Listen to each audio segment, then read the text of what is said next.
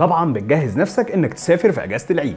برافو عليك، ده اسوأ قرار مالي بتاخده. اول حاجه لازم تعرفها ان تكلفه السفر بتزيد في مواسم الذروه بنسبه 70% عن تكلفه الايام العاديه. حد هيقول لي ما ينفعش نسافر قبل او بعد العيد، لان معظمنا ما عندوش رفاهيه الاجازات. طب نعمل ايه عشان نسافر ونوفر؟ اول حاجه حدد وجهتك من بدري، ولو هتحجز تذاكر طيران محليه يبقى قبلها بشهرين، ولو دوليه يبقى قبلها ب3 شهور، وهنا هتلاقي سعرها اقل بكتير من الحجز وقت الاجازه. تاني حاجه حدد هدفك من الرحله، يعني لو هتبقى اقامه فندقيه مع استجمام وراحه يبقى نركز في تقييم الفندق، ولو تكلفته عاليه تقدر تأجر شقق فندقيه باسعار ارخص من الفنادق، ولو هتروح مكان فيه اكتيفيتي كتير يبقى مش لازم فندق 5 نجوم، لان اقامتك فيه مش هتبقى كبيره، وممكن تختار فنادق 3 أو 4 نجوم مثلا. تالت حاجه حاول بدل ما تصرف فلوس كتير على الاكلات الغاليه كل يوم تروح المطاعم الشعبيه في البلد اللي انت فيها وتجرب الاكلات المحليه بتاعتها، التجربه هتبقى احسن كتير. وانت بتلف هتلاقي سوبر ماركتس بتبيع باسعار عاديه، ممكن تشتري منها. قول لي في الكومنتس ناوي تسافر فين في العيد؟